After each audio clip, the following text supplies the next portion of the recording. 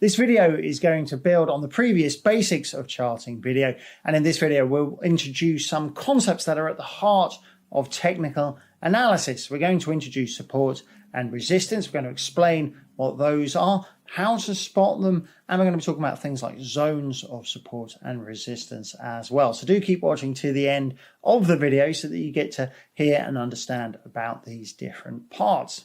Hello, I'm Peter Martin with Trading 212, and we add educational videos about trading to YouTube regularly. If you haven't already, make sure you subscribe to our YouTube channel by clicking on the red subscribe button, because that's the easiest way to learn whenever we've added new content to YouTube. Well, in the previous video, we talked about the absolute basics of charting by looking at several different types of charts, and we're going to be building on that, as I said already. So let's begin just by quickly recapping those different types of charts. So all four of those types of charts show market price movements, and then technical analysis is using those charts to assess those price movements, and that's done with the aim of gaining insights into a market. For example, is it weak or is the market strong? So technical analysis is trying to answer some pretty basic trading questions, and one of the central ideas behind technical analysis that helps answer these questions are the concepts of support and resistance. So let's quickly look at a chart now and then explain support and resistance. Here we are in Trading 212's web app, and we're looking at a daily chart of euro against US dollar. And it's really this part of the chart that I want to focus on. We can see the price oscillating up and then down and up and down and up and down. And overall it's sort of sinking, but we have these turning points, and that's what we want to focus on. So let's talk about these. This is a section of that chart we were just looking at.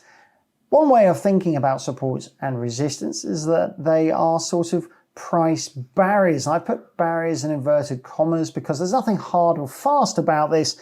We'll explain a bit more about that in just a moment, but let's have a look at how this price has moved. We can see that the price as a whole is descending, but it hasn't dropped in a smooth line. Far from that. It's oscillating around. It's sort of moving up and down like this as it drops.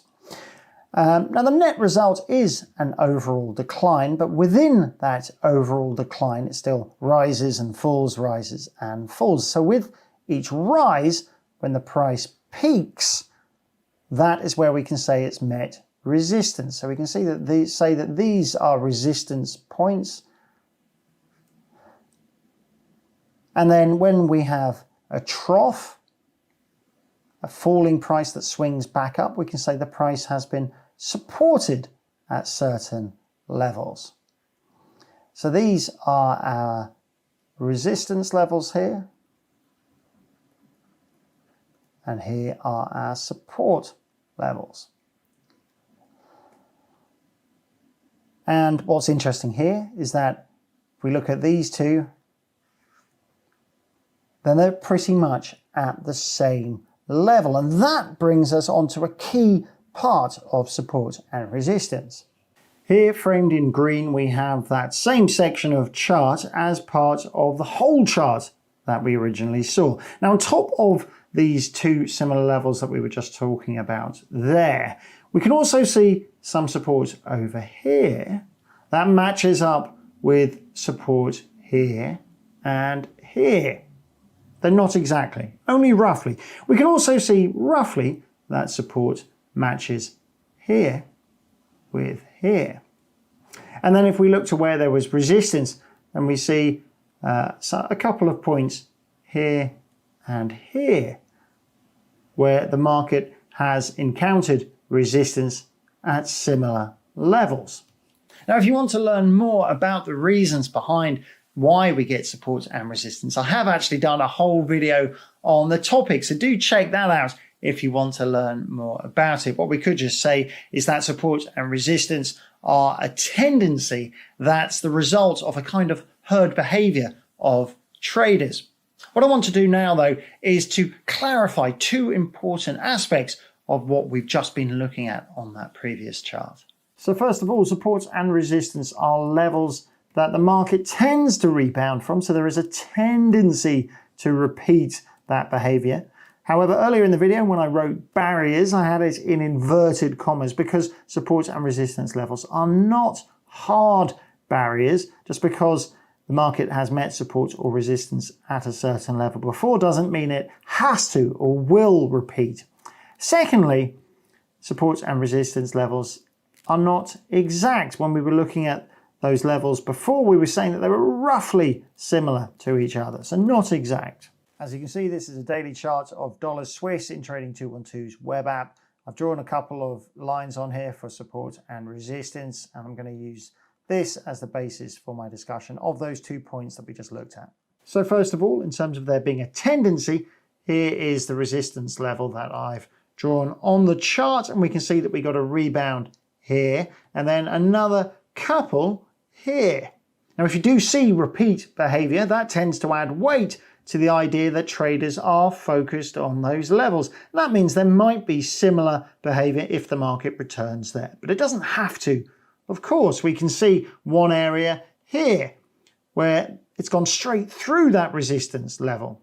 And secondly, in terms of inexactness, we can see that we got a bounce close by to my support level there, and then bounces close by here and here and here, but then this big chunky drop through there, but it has still rebounded. So we have this problem that is not exact. So what you might want to consider, rather than precise support and resistance levels, is to use zones of support and resistance. So this is our resistance zone or band, and this is our support zone. And we can see that this now does a better job of describing where the resistance has been and where the support has been.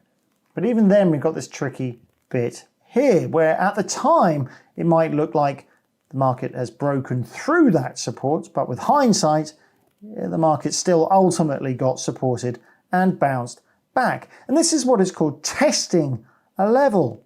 Bears in the market are trying to drive prices lower, but ultimately failing, and this typical oscillating nature of a market's movement often serves to obfuscate what is going on in a larger sense.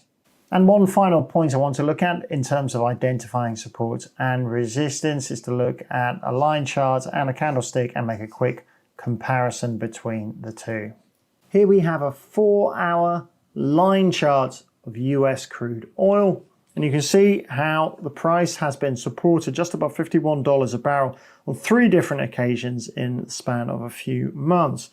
I've dropped a line onto the chart to show that support level, and we can see that the price may drop, but there has been a tendency when it's got down to that level for buyers to come in, to prop the market up, to support it, push the price higher. It comes back down, that happens again, and when a couple of months later, it's dropped back down there again, then the buyers have come back in to support it again at that same level, very close to that same level each time.